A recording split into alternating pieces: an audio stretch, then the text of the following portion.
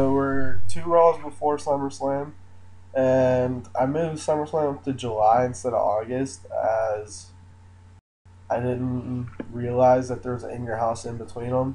Because I thought there was like a one to King or a Ring to SummerSlam. That's my fault. It'll go back after, like, I'll switch it back after August. So SummerSlam will be in August next year. So we started off with Mark Mara versus 123 Kid. 123 Kid cheats to win. I did this because Mark Mara he's gonna stay in the same like popularity range he is. So is 123 Kid. This is like a good match, quality. I like it. I feel like these guys are two decent in ring workers, and it's nice to put them on a card here and there just to have a good match. We then go to Mankind and Psycho Sid having a heated confrontation. I did this because Psycho Sid came back and attacked Mankind last week, which turned him face, and yeah, I think these two characters would have like a weird, cool little just confrontation with Psycho Sid. When he came back in 1996, he turned face and joined Shawn Michaels and someone else for a 3-on-3 tag against the Owen, British Bulldog, and Vader. And Psycho Sid was getting reactions loud, if not louder, than Shawn Michaels at times, believe it or not. So I thought it would be like have him and Mankind feud because Mankind needs a feud. I don't have Ultimate Warrior. He's just too much of a pain in the ass to have on your roster. And so him and Psycho Sid are going to feud for a month or two. We then go to the Bushwhackers losing to the Body Donnas. This is not a title match, as I don't want the Body Donnas every time they wrestle be a title match. In my eyes, that makes the title less prestigious. If every time a person wrestles, the title's on the line, it also makes the match a lot more predictable. But here, the Bushwhackers, obviously, they're really just going to be tools to get other young heels over as their faces. We then go for that to Goldust cutting a promo on Ken Shamrock, who is the #1 contender for Intercontinental title. Owen Hart beats the Godfather, and this was Owen's last match actually on Raw. He faced the Godfather, and 6 days before he died. I just remember that right now. And I know that because I've been watching the 1999 Attitude Era Raw on the WWE Network. A lot of fun to watch, but it's a lot of sex and blood and just stupid, like calling Kane a retarded shit like that. That was not realized inappropriate at the time. I'm not politically correct at all. I say some stupid stuff, but I don't know. Just it was distasteful at the time. So Owen Hart here beats the Godfather. This is a way for Owen Hart to still be on TV, the Godfather still be on TV, and it was a better match than it had every right to be. Then Jim Cornette offers the Undertaker his services as Jim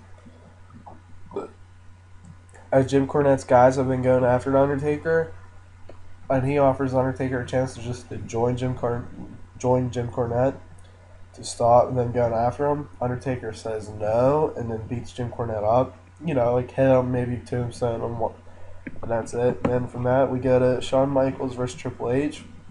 I did this as a way, one, it's a great main event, and two, it's a good way to see if these guys have chemistry, what kind of match they'll have for down the line. Because obviously these two feud like crazy throughout their careers. And then afterwards, Vader tries to attack Shawn Michaels, but Shawn Michaels actually ends up an upper hand. So, like, Vader would run down the ring, sliding the ropes. Shawn Michaels and him with, like, a sweet chin music, and be something like that. You know what I mean? So this is the best show we had. It's because of the main event and the Undertaker turning down Jim Cornette's offer. Not every show is going to be this high for now until, I get a whole bunch of characters over. But, yep, just continue pushing forward here. Van Hammer. I think the only reason why he was on WCW is because he's like DDP's friend. So here, I think I beat Nitro again, and I did. Scott Hall defeated Ming. Then Road Warriors went to double countout with Nash and Hogan. That's interesting. Luger and Sting defeated the Blue Bloods again to retain the titles. Big Boss Man, aka Big Bubba Rogers, defeated Chris Jericho. Randy Savage and Hollywood Hogan had a confrontation. Expecting those two to eventually have a match to have like 100 rating or 100 grade. So I'll take the victory this week. They take the victory in attendance, but I'll take the victory in show attendance. Tell me what you think of the show. Tell me who you want to see. Tell me what feuds you want to see.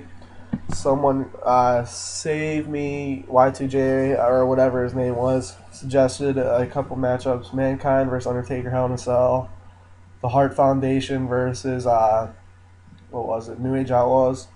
The New Age Outlaws I think are gonna be tagging by the end of the year, and the Hart Foundation. I wasn't sure if he meant Bret Hart and Jim Neidhart or Owen and British Bulldog.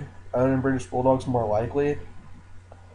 What else he suggested? DX versus Owen and Brett. That'll be a good like match. You know, have Owen versus Triple H and Shawn Michaels versus Brett, and I could do that. Like, and then have a pay per view in between, like them having singles matches, and have it like be a tag team match or like a Survivor Series type deal. Not every main event has to be for the title. Not every time there's a pay per view, the champion doesn't have to be defending. He could be in a tag match like that. And there was one more. Here, 1 second. Let me pause the video. Also, he won Stone Cold versus Vader. Down the line, probably next year, and the next year of the game, it's gonna happen.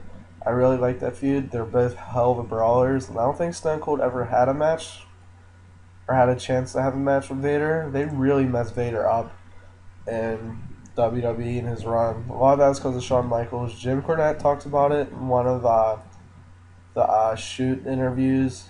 There's I saw a preview of it, and he talked about it a lot. I don't know which one, since Jim Cornette has 50 of them. I just remember seeing that. And I'm actually gonna, if you know Vader's original plans, I feel like I'm gonna stick with that and do that instead of what actually happened, because I feel like that was better, but I'm not sure. So, tell me what you think. Tell me what matchups you want to see. The a cruiserweight division down the line. There's gonna be, I'm gonna have all in-ring workers, good in-ring workers.